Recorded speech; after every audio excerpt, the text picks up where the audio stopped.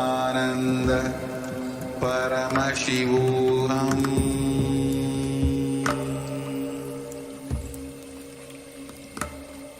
ॐ नित्यानंद परमशिवोऽहम्।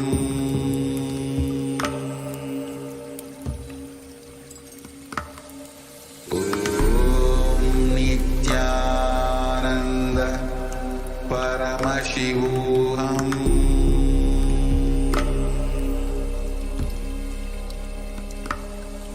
ॐ नित्यानंद परमशिवोऽहम्।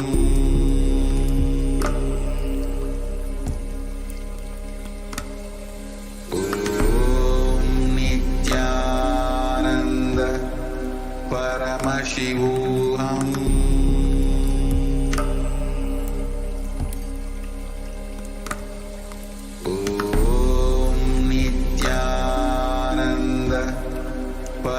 परमशिवोऽहम्।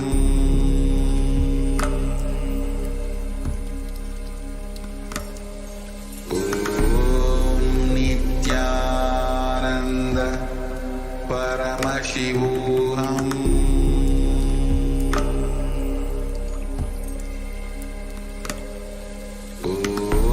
ॐ नित्यानंद परमशिवोऽहम्।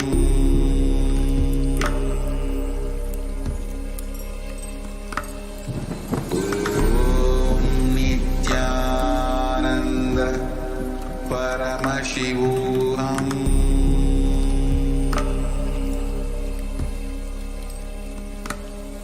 ॐ नित्यानंद परमशिवोऽहम्।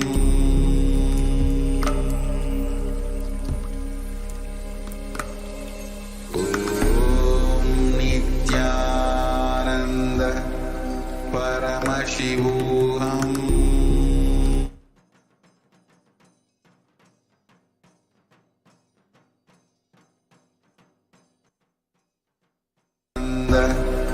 परमशिवोऽहम्।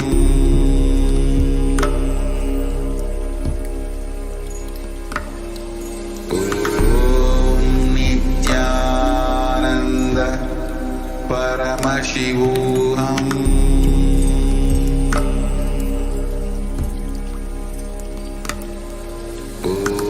ॐ नित्यानंद परमशिवोऽहम्।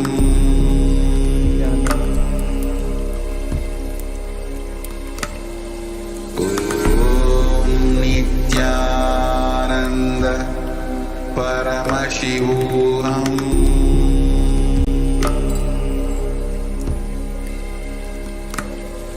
ॐ नित्यानंद परमशिवोऽहम्।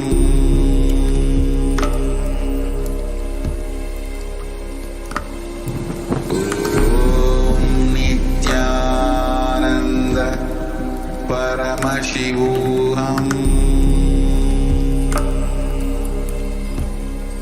परमशिवोऽहम्। ॐ नित्यानंद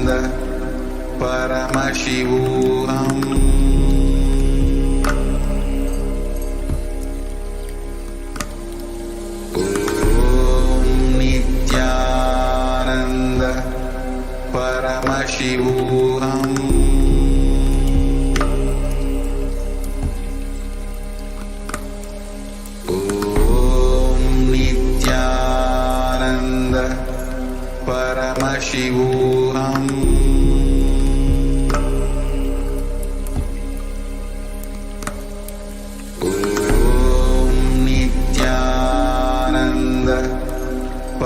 परमशिवोऽहम्।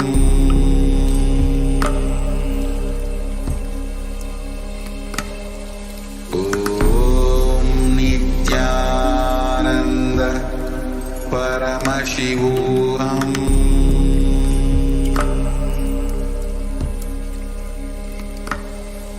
ॐ नित्यानंद परमशिवोऽहम्।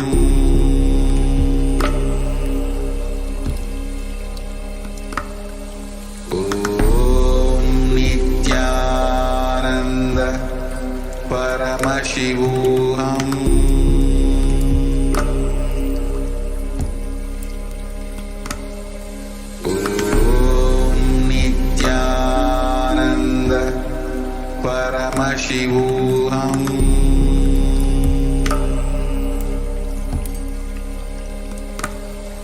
ॐ नित्यानन्द परमशिवोऽहम्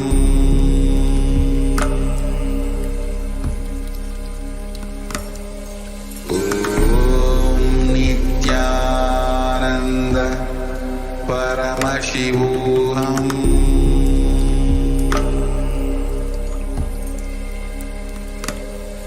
ॐ नित्यानन्द परमशिवोऽहम्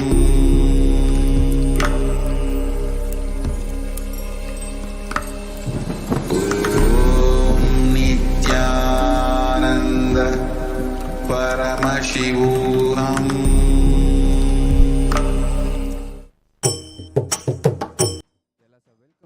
all of you to this grand celebration of Nityananda Purnima Brahmotsavam, which is the celebration of the first Nirvikalpa Samadhi experience, the 360-degree vision of the ultimate incarnation, Paramavatara of Paramashiva, the Supreme Pontiff of Hinduism, Bhagavan Nityananda Paramashivam, who has descended to planet Earth to give superconscious breakthrough to humanity.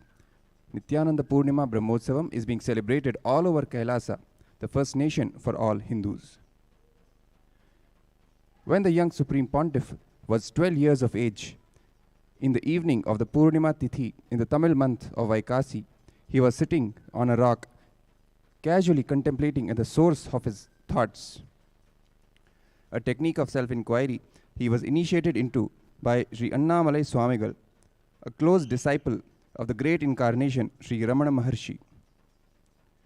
On that evening, while practicing this method, seated at the foothills of the sacred Arunachala, the young Supreme Pontiff had a superconscious breakthrough, when suddenly something broke in his Anandaganda and he experienced total 360-degree vision. Not just seeing, he was able to literally feel that the entire 360 degrees is him. Just like we feel we are alive in our skin, he was able to feel he is alive in everything around him. The Supreme Pontiff describes that experience as pure solid gold flowing through my spine that was cool. After some time, he slowly walked down to the house of his Guru, Mataji Vibhudananda Puri, and asked her whether he was caught by a ghost. She immediately replied, "No, you are caught by God."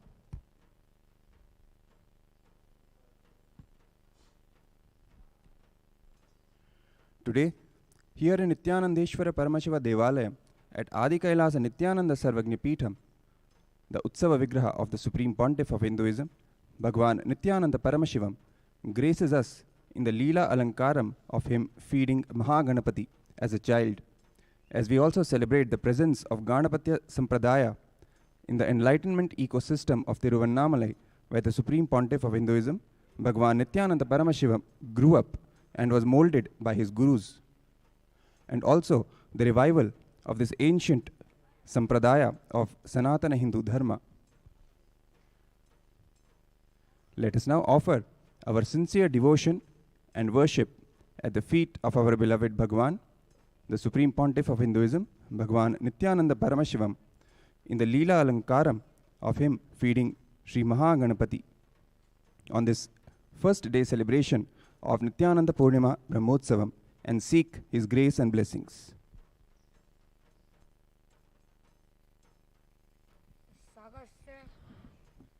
Nityanandam Paramasukhadam Kevalam Jnanamurtim Dvandvatitam Gagana Sadrisham Tattvamasya Laksham Ekam Nityam Vimalamachalam Sarvadhi Sakshi Bhutam Bhavatitam Trigunarahitam Satgurum Tam Namami Nityanandeshwara Paramashiva Samarambham Nityanandeshwari Paramashiva Shakti Madhyamam Nityananda Paryantam Vande Guru Paramparam ललाटे त्रिपुण्ड्रीतिलकृतकस्तूरीतिलकः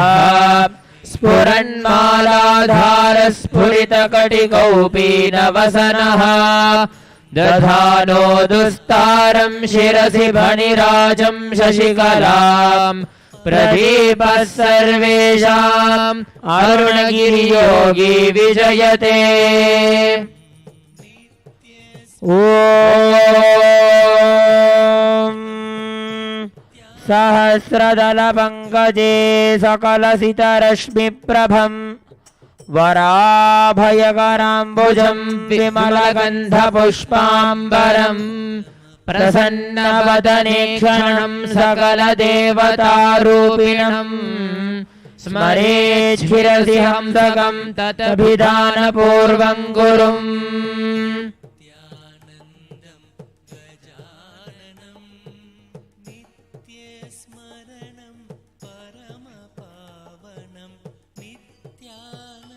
ॐ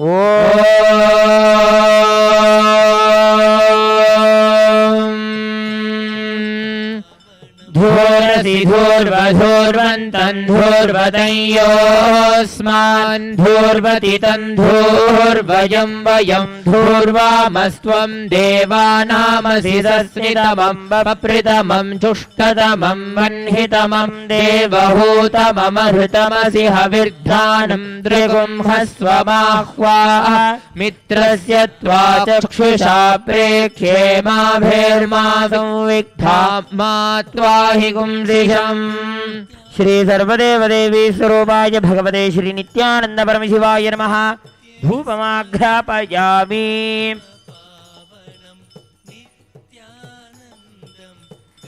ॐ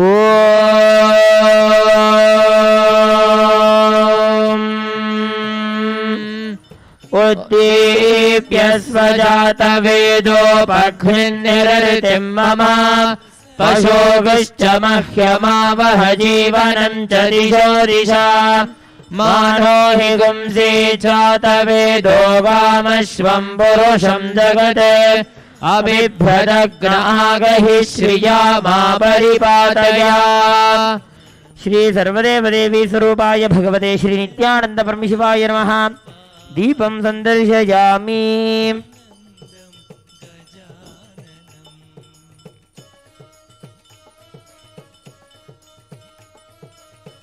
ॐ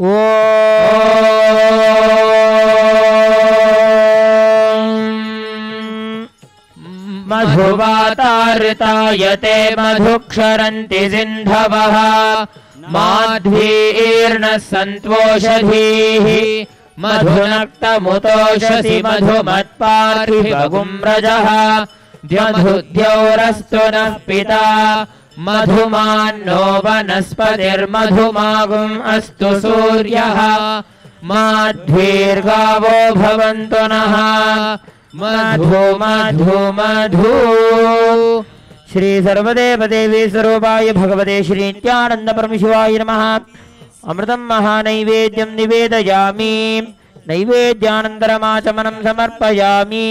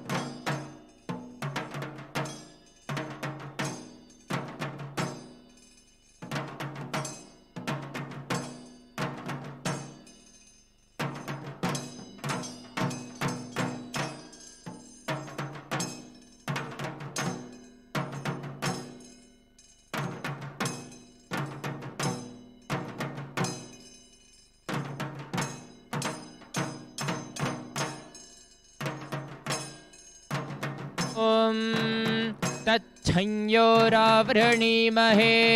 गातुं यज्ञाय गातुं यज्ञपतये दैवी स्वस्तिरस्तु नः स्वस्तिर्मानुषेभ्यः ऊर्ध्वं जिगातु भेषजं शन्नो अस्तु द्विपदे शञ्चतुष्पदे ॐ भद्रं कर्णेभिः शृणुयाम देवाः भद्रं पश्येमाक्षभिर्यजत्राः स्थिरैरङ्गैः स्तुष्टुवागुंसस्तनूभिः व्यशेम देवहितं यदायुः स्वस्ति न इन्द्रो वृद्धश्रवाः स्वस्ति नः पूषा विश्ववेदाः स्वस्ति नस्तार्क्ष्यो अरिष्टनेमिः स्वस्ति नो बृहस्पतिर्दधातु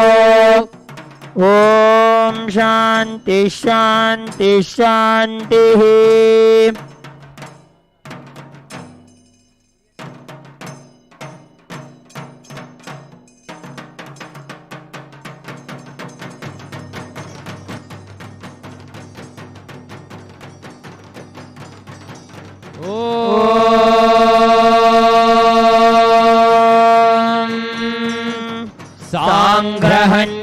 सांग्रहण्येष्ट्यायजते इमां जनतागुं सङ्गृह्णानीति द्वादशारत्नीरशना भवति द्वादश मासा संवत्सरः संवत्सरमेवावरुन्धे मौञ्जी भवति ऊर्ग्वै मुञ्जाः ऊर्जमेवावरुन्धे चित्रा नक्षत्रं भवति चित्रं वा एतत् कर्म श्री सर्वदेवदेवी स्वरूपाय भगवते श्री नित्यानन्दपरम शिवाय नमः अलङ्कारदीपं सन्दर्शयामि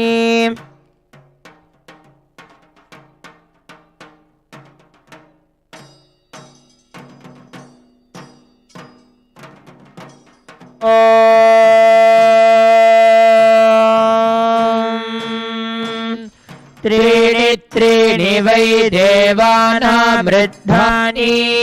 त्रीणि छन्दागुंसि त्रीणि सवनानि त्रय इमे लोकाः ऋद्ध्यामेव तद्वीर्य एषु लोकेषु प्रतिष्ठति यच्चातुर्मास्य याज्यात्मनो नावद्येत् श्री सर्वदेवदेवी स्वरूपाय भगवते श्री नित्यानन्दपरम शिवाय नमः त्रिनेत्रदीपं सन्दर्शयामि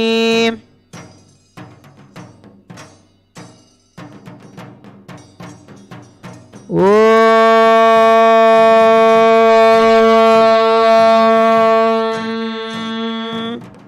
ईशानः सर्वविद्यानामीश्वरः सर्वभूतानां ब्रह्माधिपतिर्ब्रह्मणोऽधिपतिर्ब्रह्मा शिवो मे अस्तु सदा शिवो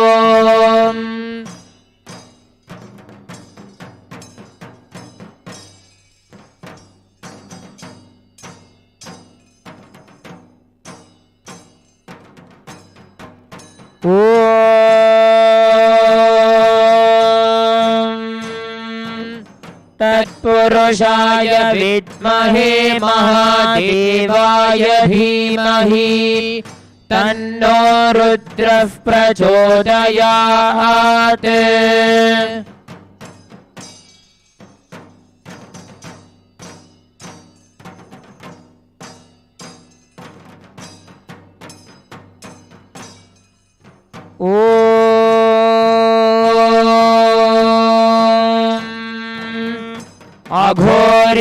अघोरेभ्योऽथ घोरेभ्यो घोरघोरतरेभ्यः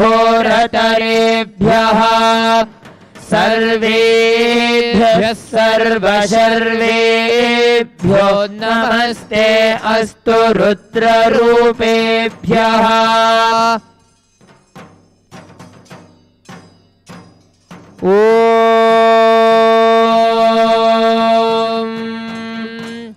वामदेवाय नमो ज्येष्ठाय नमः श्रेष्ठाय नमो रुद्राय नमः कालाय नमः कलविकरणाय नमो बलविकरणाय नमो बलाय नमो बलप्रमथनाय नमः सर्वभूतदमनाय नमो मनोन्मनाय नमः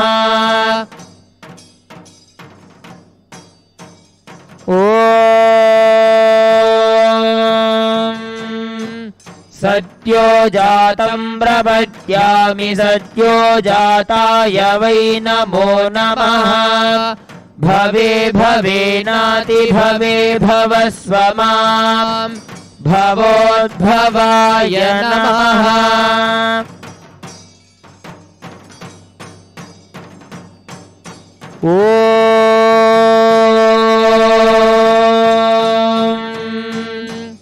हिरण्यपात्रं मधोः पूर्णं ददाति मधव्योऽसानीति एकधा ब्रह्मण उपहरति एकधैव यजमान आयुस्तेजो दधाति सर्वदेव देवी स्वरूपाय भगवते श्री नित्यानंद परम शिवाय नमः कुंभदीपं संदर्शयामि ओम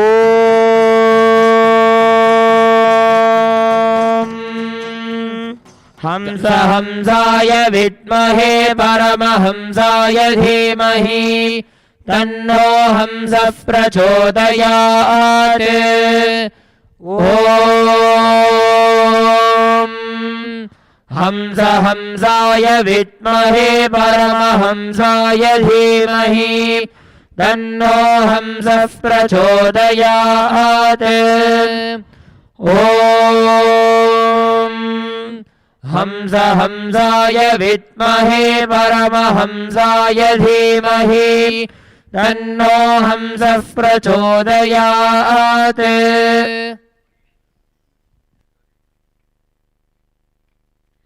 सर्वदेव देवी स्वरूपाय भगवते श्री नित्यानंद परम शिवाय नमः कर्पूर नीराजनं संदर्शयामि ओम बृहत्सामक्षत्रभृद्वृद्धवृष्णियं त्रिष्टुभौजशुभितमुग्रवीरम् इन्द्रस्तोमेन पञ्चदशेन मध्यमिदं वातेन सगरेण रक्षान् धारयामि ओम नवो नवो भवति जायमानोऽह्नां केतुरुषसा वेत्यग्रम् भागं देवेभ्यो विदधात्यायन् प्रच्छन्द्रमास्तिरते दीर्घमायुः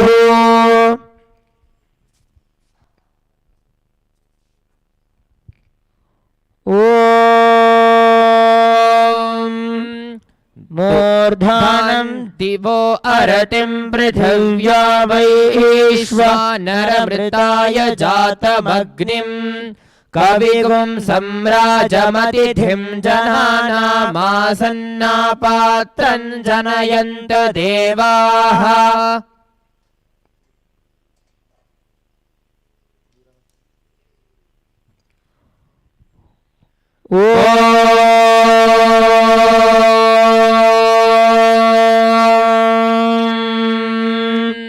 दूरमस्मच्छत्रवो यन्तु भीताः तदिन्द्राग्निकृणुतां तद्विशाखे तन्नो देवा अनुमदन्तु यज्ञं पश्चात् पुरस्तादभयन्नो अस्तु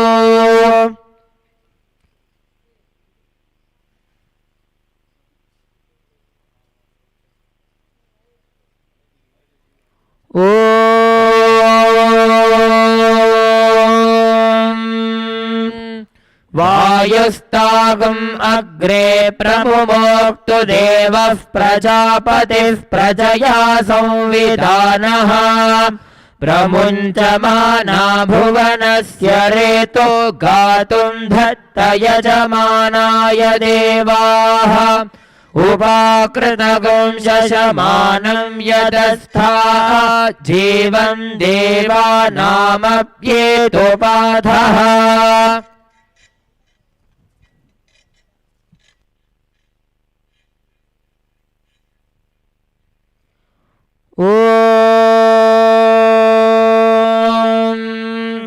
केतं कृण्वन्न केतवेपेशो मर्या अपेशसे समुषद्भिरजायथाः ब्रह्मा देवानां पदवीः कवीनां ऋषिर्विप्राणां महिषो मृगाणां शेनो गृध्रा नागस्वधितिर्वना नाग सोमः पवित्रमत्येतिरे भन्ने सचित्रचित्रं चितयन्तमस्मै चित्रक्षत्रचित्रतमं वयोधां चन्द्रं रयिं पूर्ववीरं बृहन्तं चन्द्राभिर्गृणते युवस्वा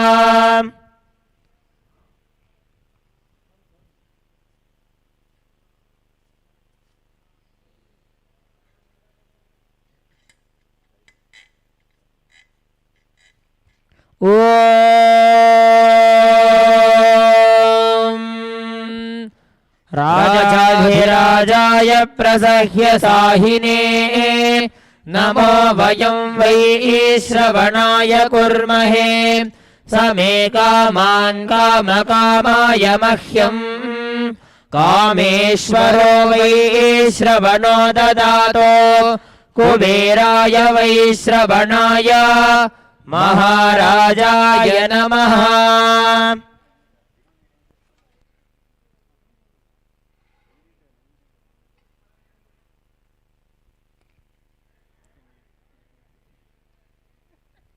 ॐ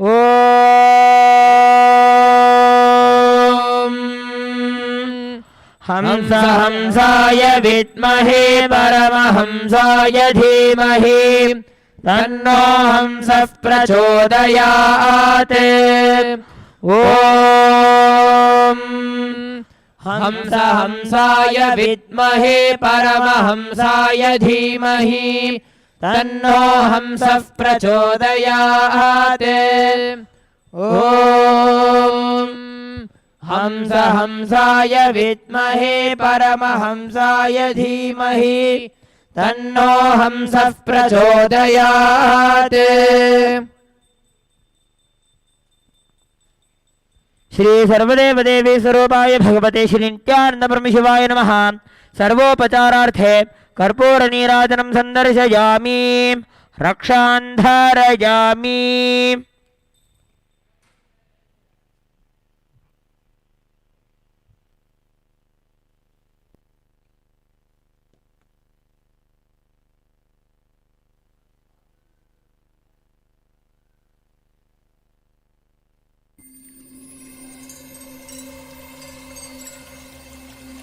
I welcome you all with my love and respect. Let you all open all your three eyes. Om Nityananda Paramashivoham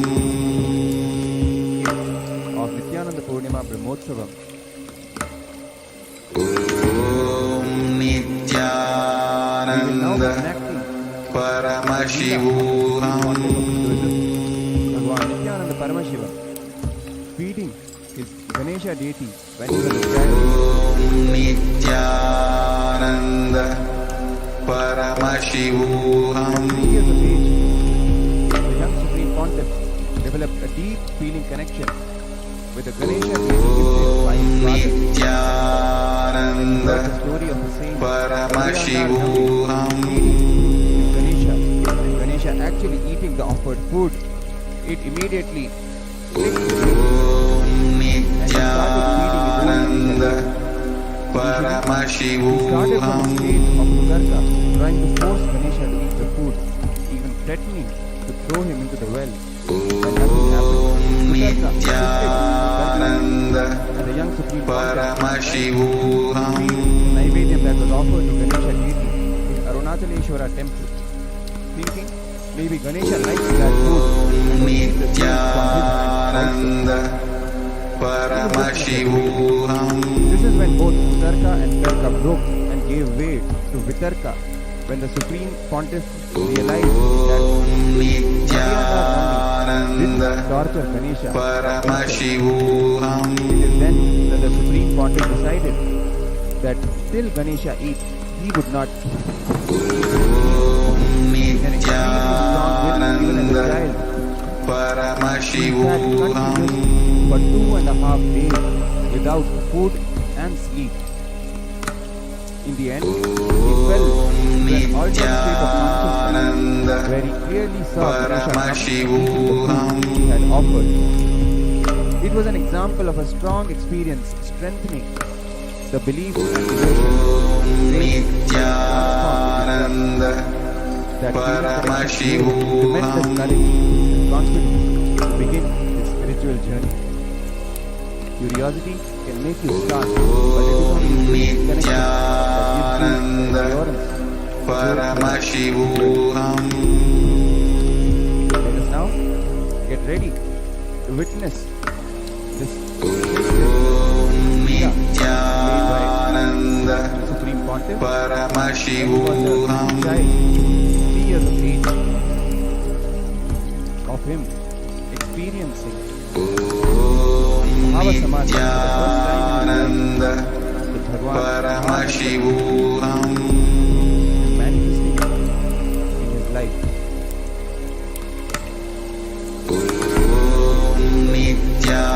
Nityananda Paramashivoham.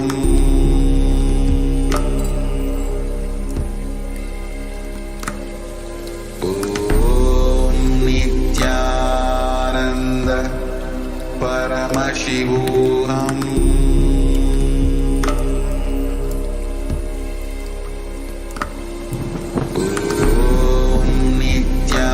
Nityananda Paramashivoham.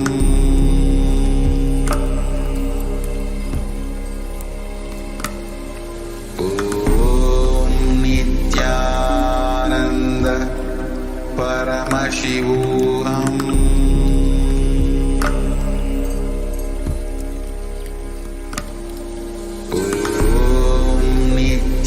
Nityananda Paramashivoham.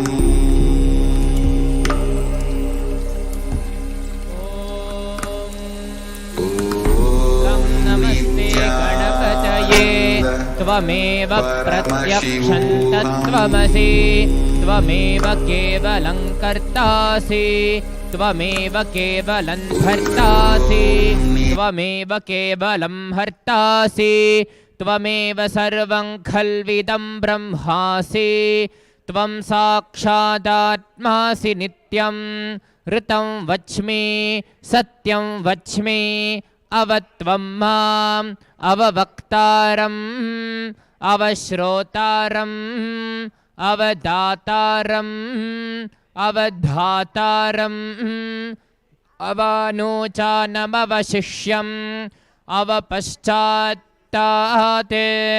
अवपुरस्तात् अवोत्तरात्तात् अवदक्षिणात्तात् अवचोर्ध्वात्तात्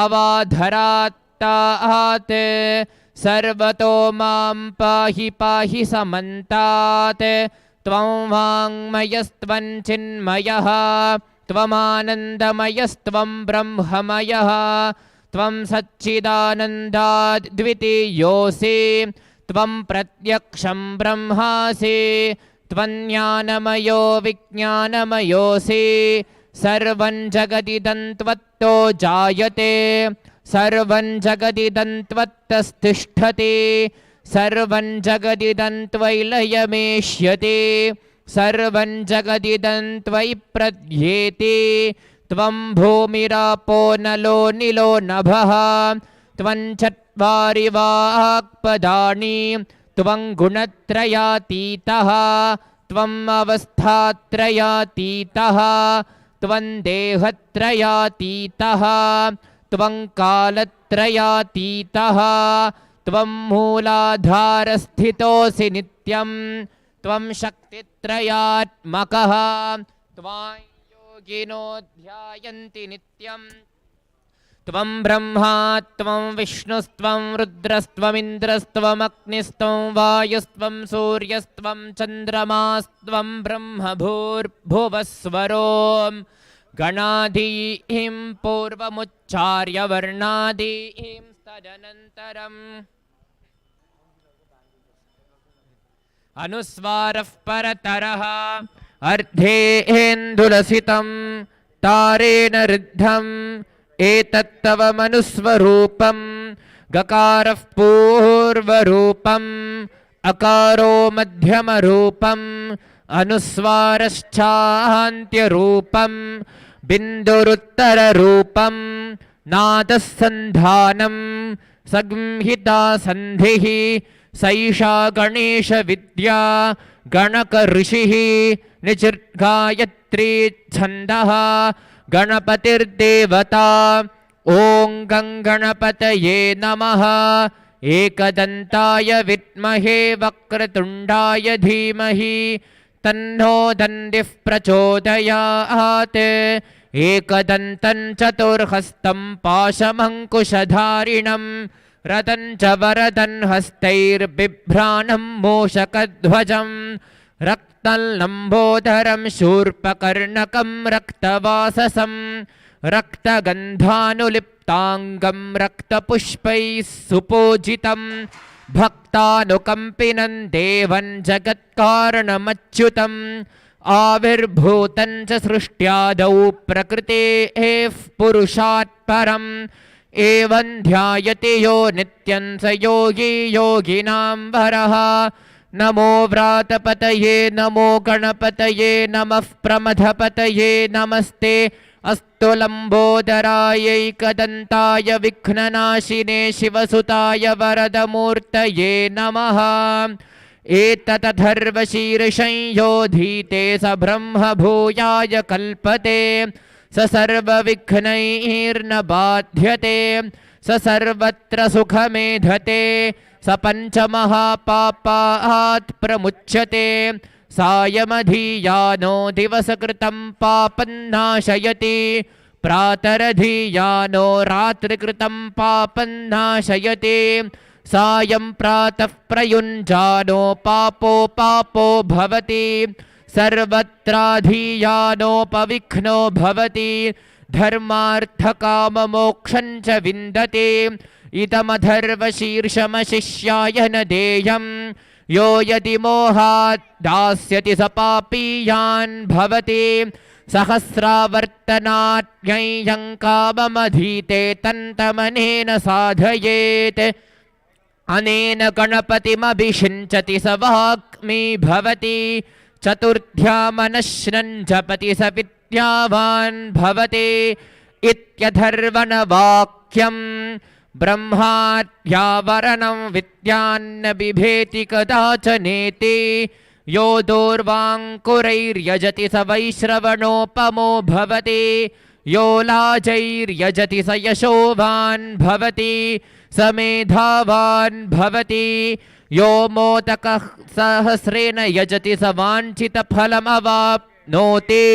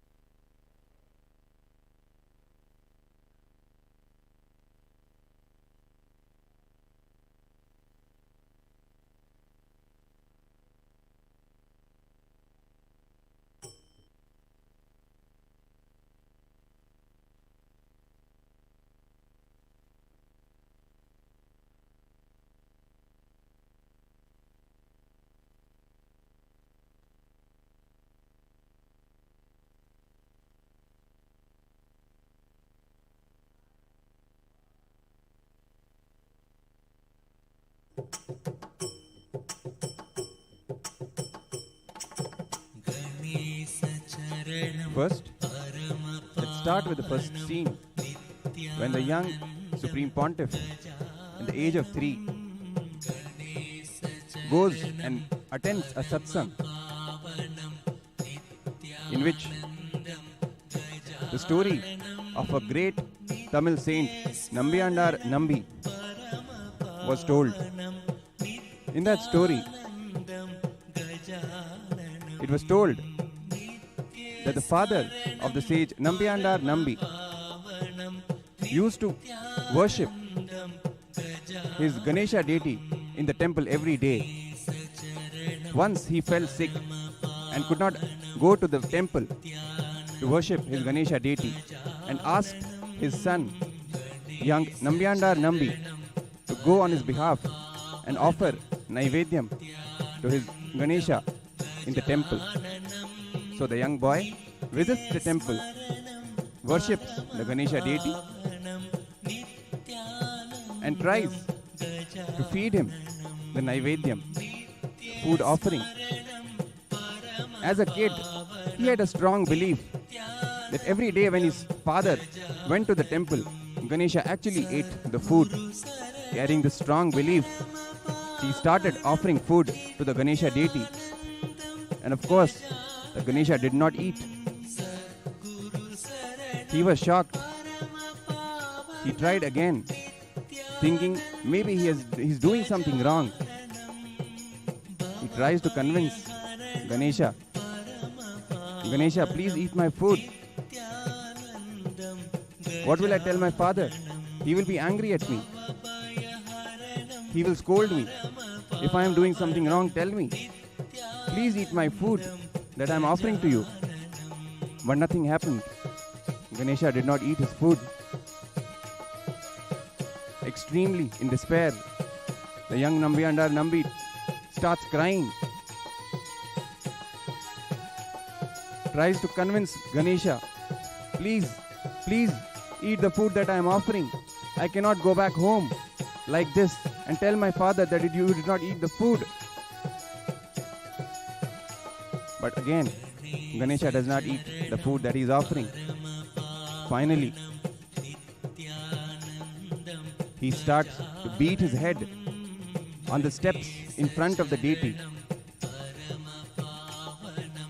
saying that unless you eat the food, I will not leave. I will die here, but I will not go. You have to eat the food. It is said that when he started beating his head, Ganesha actually came, appeared in front of him, gave him darshan, and ate the food that he offered.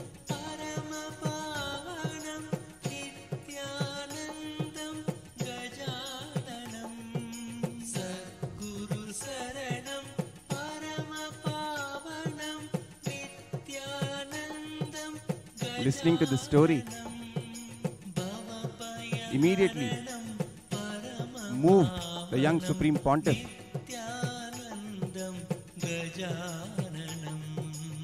It clicked with him a lot, and he decided, yes, I will also feed my Ganesha deity.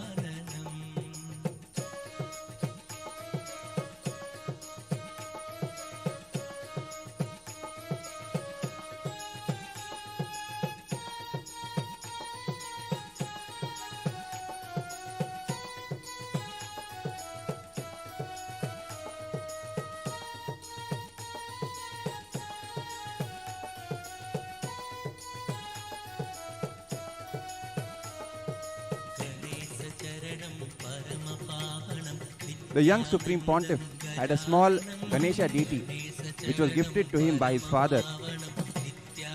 He used to keep this Ganesha deity always with him. He had developed a very, very strong bond with his deity, with his Ganesha. He used to literally live with him every day, each moment. He used to even brush his teeth every day, morning and evening, offer him food, talk to him. He had a very strong feeling connection with his Ganesha deity. After listening to the story of Nambiyandar Nambi, he decided I will also offer food to Ganesha.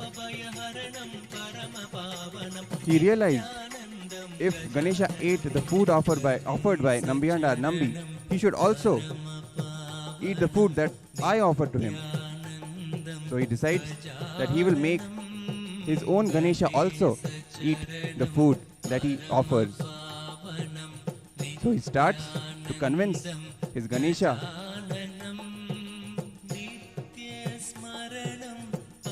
to eat the food he is offering.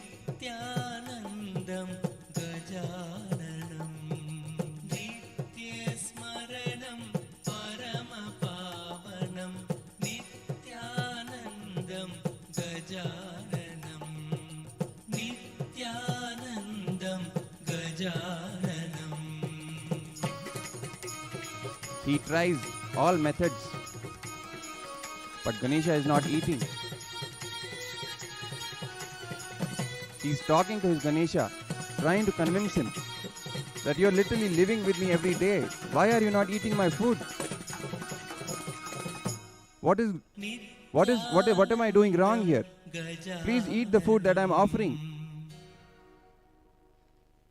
But Ganesha does not eat the food.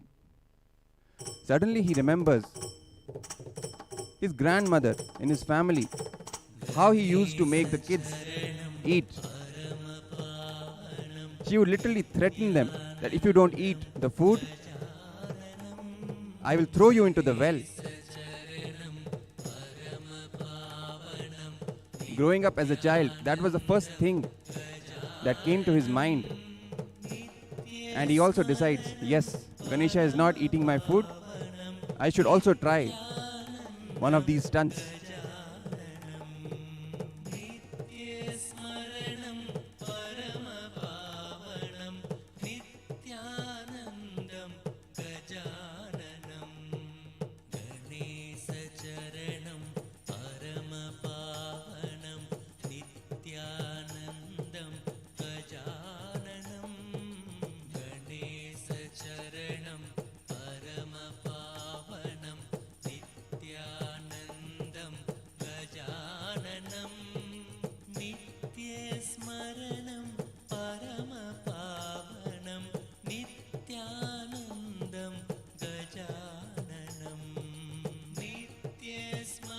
He goes to the well at the center of their house, puts the small Ganesha deity into the bucket and starts lowering the bucket into the well, slowly trying to threaten Ganesha that if you don't eat the food, I will throw you into the well.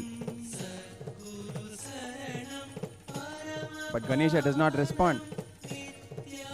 He starts lowering the bucket even more, almost reaching the level of the water.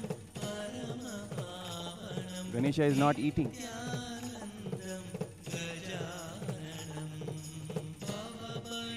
He says to Ganesha that I know you're trying to play games with me, but I am not going to budge. I'm really going to throw you into the well. Eat the food that I'm offering. He remembers all the words that his grandmother used to use on him and other kids to make them eat. And he says, start speaking the same words, all the old Tamil words to Ganesha deity, trying to convince him, literally threaten him to eat the food, lowering the bucket into the well.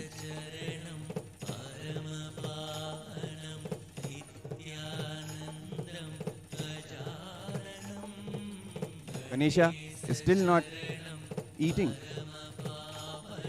Also, he cannot really put him into the well because the feeling, the connection is so strong. It is too much for the young Supreme Pontiff. So he's only threatening him as much as possible. So he remembers that what he's trying to do is threaten Ganesha to eat his food. Maybe the food is not up to the taste of Ganesha. He remembers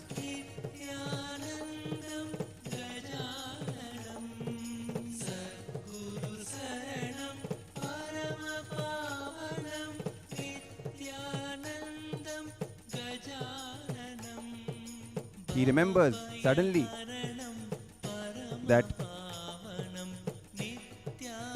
in the Annamalaya temple, the Arunachaleshwara temple, Ganesha always is offered with the sacred Naivedyam every day in the temple. He thinks maybe since he is eating that food every day, he likes that food. He does not like the food cooked by my mother. This is the moment when his wrong logic of trying to threaten Ganesha, the Kutarka, turns into Tarka, right logic.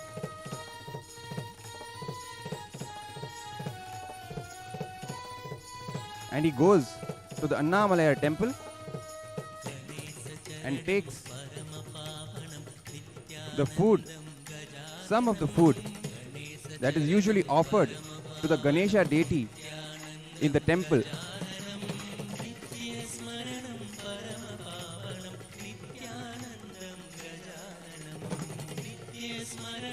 He takes the same food, the same Naivedyam, thinking that maybe his Ganesha will eat this food if he offers that to him. Now this is when the Kutarka has turned into Tarka. The wrong logic has turned into the right logic, when instead of threatening him, he's trying to reason out that maybe it is the food because of which Ganesha is not eating. Even at this moment, he's still thinking that it is some external reason that is responsible for Ganesha not eating. So, with this food that he just got from the temple, he again starts to convince Ganesha to eat the food. But again, Ganesha is not eating.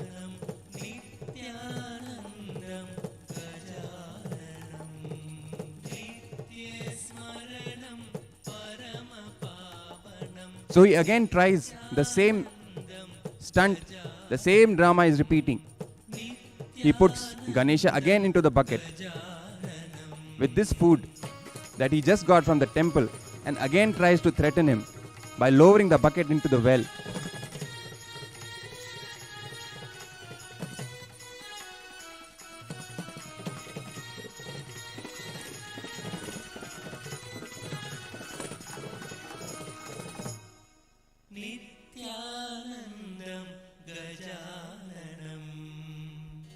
So here, the young Supreme Pontiff is again trying to threaten Ganesha to eat the food.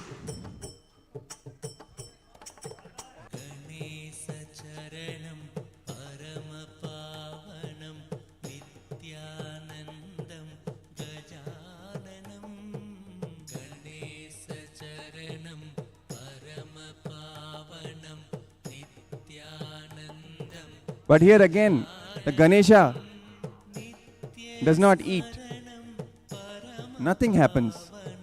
He tries everything that he tried before, threatening him, using all the bad words, trying to lower him into the well, almost to the water level, but again, nothing is happening.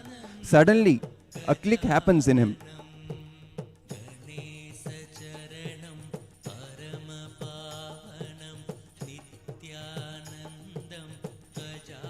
He realizes that Nambiyandar Nambi did not torture Ganesha but himself when he tried to feed him. This is the moment when both Kutarka and Tarka broke and gave way to Vitarka, that is beyond logic, beyond both wrong and right logic.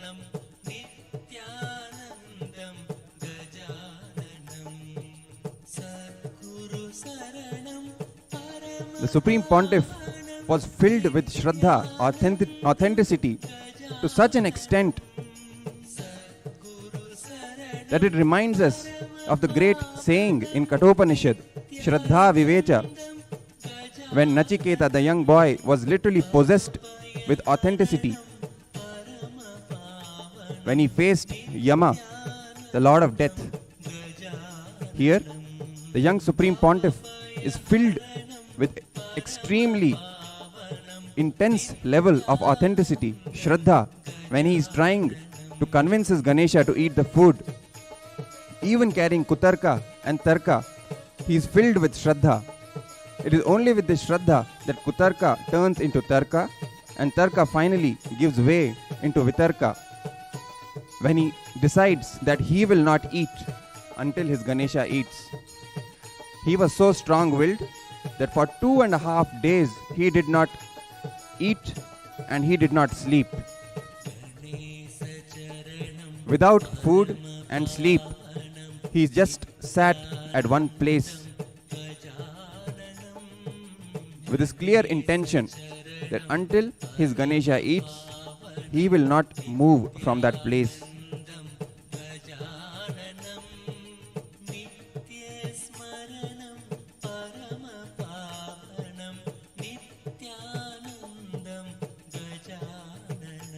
People from the family were trying to make him eat, make him sleep, but he did not budge, he did not move. He was filled with Shraddha, with his extreme devotion and Vitarka. He sat with his clear intention of making his Ganesha eat the food that he offered.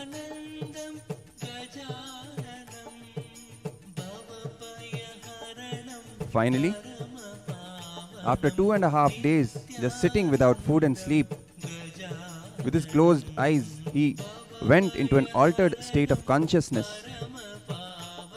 When he actually could see that Ganesha actually came, he actually appeared in front of him. He ate the food. He ate the food that he had offered.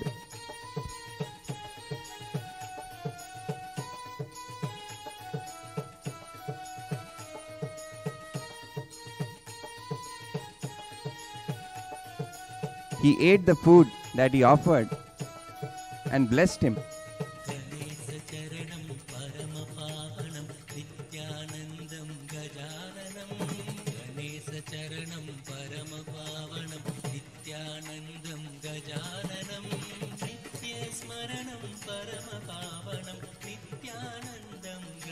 Ganapati comes and eats his food, and in turn he gives him the prasada, that extreme trust and the state of Bhava Samadhi, Samprajnata Samadhi. This is the first time in his life he had experienced such a strong spiritual experience, starting with Mahaganapati. It is said that whatever starts with the blessing of Mahaganapati is always successful. Likewise, the Supreme Pontiff of Hinduism, Bhagavan Nityananda Paramashivam, started his whole spiritual journey with this blessing, this intense spiritual experience given by Ganesha, by Mahaganapati. It is this immense trust that he got as a prasada from him, helped him overcome all the obstacles in his spiritual journey, all the ups and downs that he faced later on, until he achieved Paramashivatva, Paramadvaita, oneness with Paramashiva.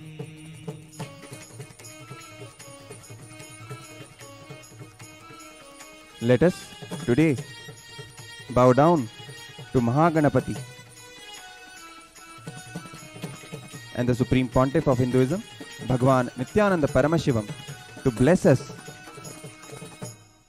with the same feeling connection, with the same trust and devotion, so that we can also overcome all the obstacles in our spiritual journey and manifest Paramashivatva, the state, space, powers, being and super consciousness of Paramashiva.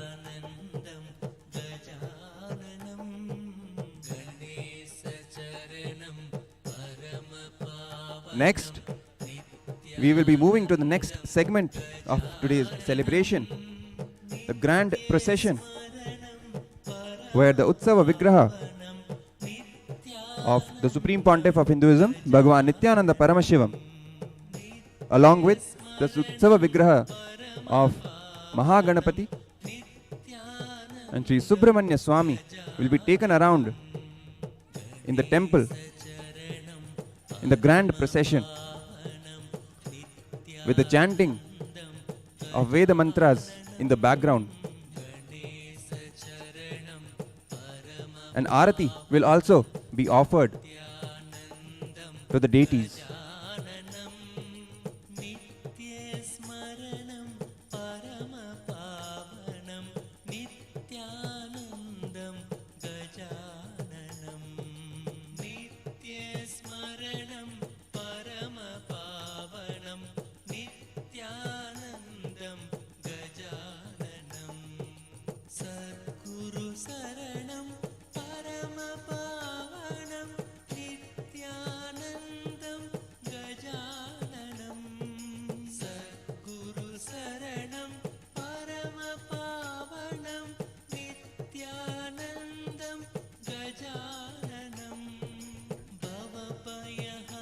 ॐ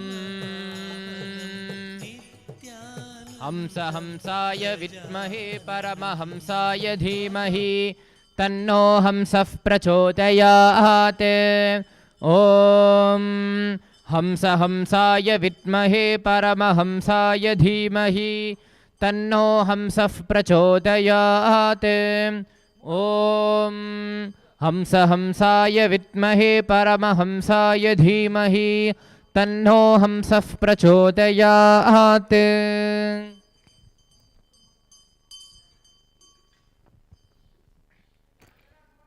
ॐ नमो भगवते रुद्राय। ॐ नमस्ते रुद्रमन्यव उतोत इषवे नमः। नमस्ते अस्तु धन्वने बाहुभ्यामुतते नमः। यात इषुः शिवतमा शिवं बभूवते धनुः। शिवा शरव्या यातवतया नो रुद्रमृडया। याते रुद्रशिवा तनूरघोरा पापकाशिनी। तया नस्तनुवाशन्तमया गिरिशन्ताभिचाकशीः। यामिषुङ्गिरिशन्तहस्ते बिभर्षस्तवे। शिवाङ्गिरित्रतां कुरु माहि गुंसेः पुरुषं जगत्। शिवेन वचसा त्वा गिरिशाच्छावतामसि। यथा नः सर्वमिज्जगदयक्ष्मगुं सुमना असत्। अध्यवोचदधिवक्ता प्रथमो दैव्योऽभिषक्। अहीगुश्च सर्वान् जम्भयन् सर्वाश्च यातु धान्यः। असौ यस्ताम्रो अरुण उत बभ्रुः सुमङ्गलः। ये चेमागं रुद्रा अभितो दिक्षु श्रिताः सहस्रशो वैशागं हेट ईमहे। असौ यो वसर्पति नीलग्रीवो विलोहितः।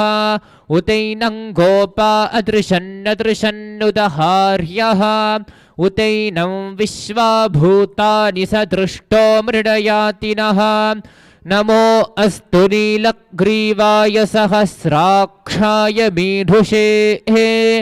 अथो ये अस्य सत्त्वानो हन्तेभ्यो करन्नमः।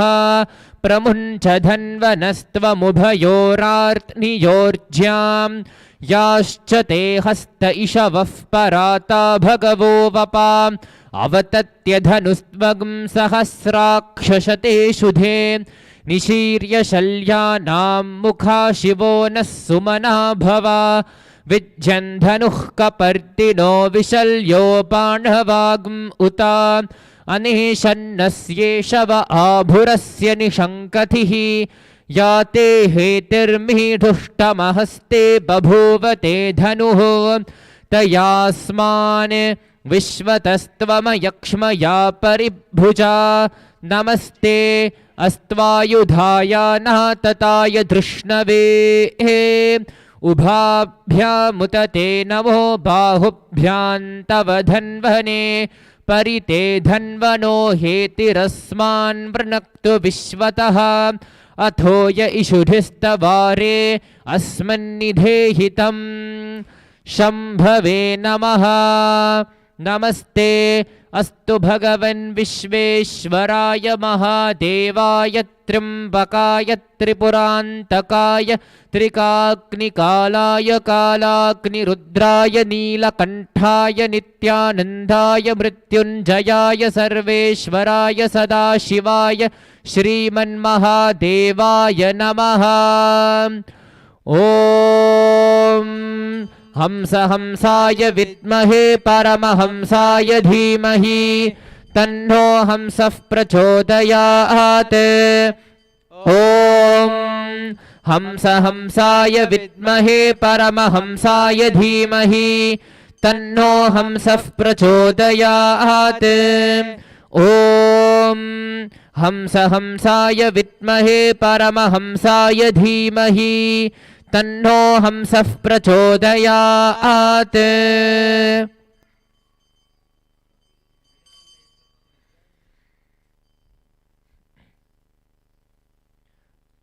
नमो हिरण्यबाहवे सेनान्ये दिशां च पतये नमो नमो वृक्षेभ्यो हरिकेशेभ्यः पशूनां पतये नमो नमः सस्पिञ्जराय त्विषेमते पथीनां पतये नमो नमो बभ्रुषाय विव्याधिनेन्नानां पतये नमो नमो हरिकेशायोपवीतिने पुष्टानां पतये नमो नमो भवस्य हेत्यै जगतां पतये नमो नमो रुद्रायातताविने क्षेत्राणां पतये नमो नमः सूताय हन्त्याय वनानां पतये नमो नमो रोहिताय स्थपतये वृक्षाणां पतये नमो नमो मन्त्रिणे वाणिजाय कक्षाणां पतये नमो नमो भुवन्तये वारिवस्कृताय औषधीनां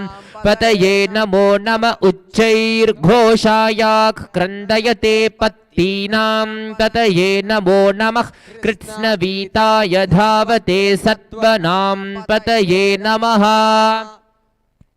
नमः सहमानाय निर्व्याधिनः व्याधिनीनां पतये नमो नमः ककुभाय निषङ्गिणे स्तेनानां पतये नमो नमो निषङ्गिण इषुधिमते तस्कराणां पतये नमो नमो वञ्चते परिवञ्चते स्तायूनां पतये नमो नमो निचेरवे परिचरायारण्यानां पतये नमो नमो नमो नमः श्रीकाभ्यो जिघाकं सद्भ्यो मुष्णतां पतये नमो नमो सिमद्भ्यो नक्तञ्चरद्भ्यः प्रकृन्तानां पतये नमो नम उष्णेशिने गिरिचराय कुलुञ्चानां पतये नमो नम इषुमद्भ्यो धन्वाविभ्यश्च वो नमो नम आतन्वानेभ्यः प्रतिदधानेभ्यश्च वो नमो नम आयच्छद्भ्यो विसृजद्भ्यश्च वो नमो नमोऽस्यद्भ्यो वित्यद्भ्यश्च वो नमो नम आसीनेभ्यः शयानेभ्यश्च वो नमो नमः स्वपद्भ्यो जाग्रद्भ्यश्च वो नमो नमः तिष्ठद्भ्यो धावद्भ्यश्च वो नमो नमः सभाभ्यः सभापतिभ्यश्च वो नमो नमो अश्वेभ्योऽश्वपतिभ्यश्च वो नमः। नमः व्याधिनीभ्यो विविध्यन्तेभ्यश्च वो नमो नमः उगणाभ्यस्त्रिगुंहतेभ्यश्च वो नमो नमो गृत्सेभ्यो गृत्सपतिभ्यश्च वो नमो नमो व्रातेभ्यो व्रातपतिभ्यश्च वो नमो नमो गणेभ्यो गणपतिभ्यश्च वो नमो नमो विरूपेभ्यो विश्वरूपेभ्यश्च वो नमो नमो महद्भ्यः क्षुल्ल पुल्लकेभ्यश्च वो नमो रथिभ्यो रथेभ्यश्च वो नमो रथेभ्यो रथपतिभ्यश्च वो नमः सेनाभ्यः सेनानिभ्यश्च वो नमः क्षत्रिभ्यः संग्रहीतृभ्यश्च वो नमस्तक्षभ्यो रथकारेभ्यश्च वो नमः कुलालेभ्यः कर्मारेभ्यश्च वो नमः पुञ्जिष्टेभ्यो निषादेभ्यश्च वो नमः इषुकृद्भ्यो धन्वकृद्भ्यश्च वो नमो मृगयुभ्यश्वनिभ्यश्च वो नमः ॐ हंस हंसाय विद्महे परमहंसाय धीमहि तन्नो हंसः प्रचोदयात् ॐ हंस हंसाय विद्महे परमहंसाय धीमहि तन्नो हंसः प्रचोदयात् ॐ हंस हंसाय विद्महे परमहंसाय धीमहि तन्नो हंसः प्रचोदयात् श्री सर्वदेव देवी स्वरूपाय भगवते श्री नित्यानंद परमशिवाय नमः कर्पूर नीराजनं संदर्शयामि रक्षान् धारयामि नमो भवाय च रुद्राय च नमः शर्वाय च पशुपतये च नमो नीलग्रीवाय च शितिकण्ठाय च नमः कपर्तिने च व्युक्तकेशाय च नमः सहस्राक्षाय च शतधन्वने च नमो गिरिशाय च शिपिविष्टाय च नमो मेढुष्टमाय चेषुमते च नमो ह्रस्वाय च वामनाय च नमो बृहते च वरुषीयसे च नमो वृद्धाय च संवृद्धने च नमो अग्र्याय च प्रथमाय च नमः आशवे चाजिराय च नमः शीघ्रियाय च शेभ्याय च नमः ऊर्म्याय चावस्वन्याय च नमः स्रोतस्याय च द्वीभ्याय च नमो ज्येष्ठाय च कनिष्ठाय च नमः पूर्वजाय चापरजाय च नमो मध्यमाय चापगल्भाय च नमो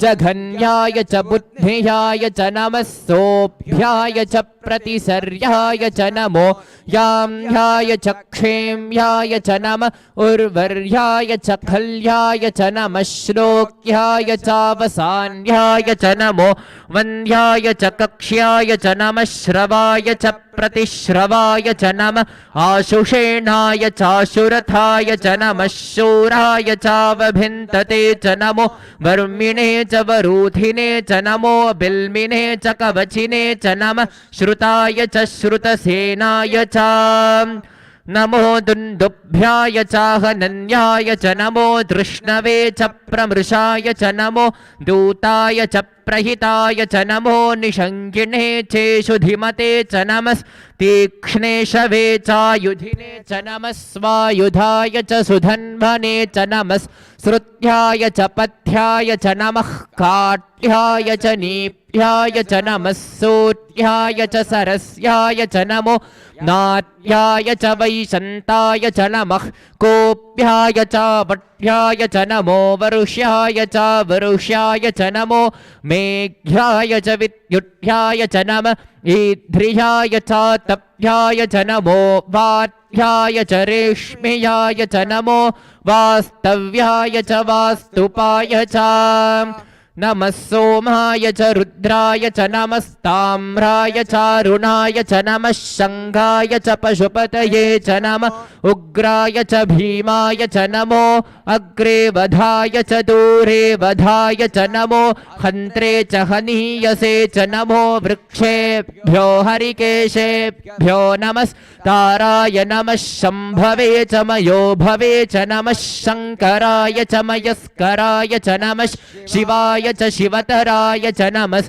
तीर्थ्याय च कूल्याय च नमः पार्याय च वार्याय च नमः प्रतरणाय चोत्तरणाय च नमः आतार्याय च लाट्याय च नमः षष्प्याय च नमः सिकत्याय च प्रवाह्याय च नम ईरिण्याय च प्रपद्याय च नमः किंशिलाय च क्षयणाय च नमः कपर्दिने च पुलस्तये च नमो गोष्ठ्याय च नमः। ॐ हंस हंसाय विद्महे परमहंसाय धीमहि तन्नो हंसः प्रचोदयात्। ॐ हंस हंसाय विद्महे परमहंसाय धीमहि तन्नो हंसः प्रचोदयात्। ॐ हंस हंसाय विद्महे परमहंसाय धीमहि तन्नो हंसः प्रचोदयात्।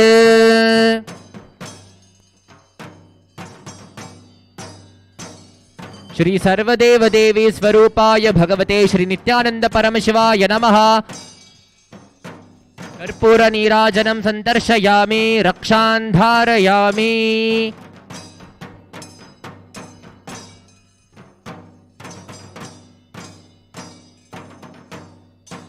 पुनाधीशावताराय ज्योतिस्तंभस्वरूपिणे श्रीकैलासप्रधानाय नित्यानन्दाय मङ्गलम्। तत्त्वज्ञानप्रदाताय नित्यानन्देश्वररूपिणे श्रीकैलासप्रधानाय नित्यानन्दाय मङ्गलम्। मूलप्रकृतिरूपाय परमशिवशक्तिस्वरूपिणे श्रीकैलासप्रधानाय नित्यानन्दाय मङ्गलम्। दण्डत्रिशूलहस्ताय कालकालस्वरूपिणे श्रीकैलासप्रधानाय नित्यानन्दाय मङ्गलम्। आदिपूज्याय देवाय सकलपूर्णत्वरूपिणे श्रीकैलासप्रधानाय नित्यानन्दाय मङ्गलम्। सर्वाभयविनाशकाय शत्रुसंहाररूपिणे श्रीकैलासप्रधानाय नित्यानन्दाय मङ्गलम्। योगपट्टाभिषिक्ताय राजसन्न्यासधारिणे श्रीकैलासप्रधानाय नित्यानन्दाय मङ्गलम्। सार्वभौमैकपत्याय राजराजार्चिताय च श्रीकैलासप्रधानाय नित्यानन्दाय मङ्गलम्। मङ्गलं कल्पवृक्षाय मङ्गलं ज्ञानदायिने परमशिवाय श्रीनित्यानन्देश्वराय मङ्गलम्। मङ्गलं श्रीविद्याम्बायै मङ्गलं कामदायिन्ये सर्वमङ्गलदात्रे नित्यानन्देश्वर्यै मङ्गलम्। मङ्गलं गुरुदेवाय मोक्षमूलाय मङ्गलम्। परमावताराय नित्यानन्दाय गुरवे मङ्गलम्। त्वं स्मृतमहं धन्य मम प्राणमहेश्वर गङ्गाधर नामेति स्तोत्रस्थानं ददाम्यहम्। हरिः ओम तत्सत् सर्वं भगवत् श्री नित्यानंद परमशिव पादुकार्पणमस्तु। ओम नित्यानंदम्। Thank you for joining us for today's evening rituals, the first day celebrations of Nityananda Purnima Brahmotsavam.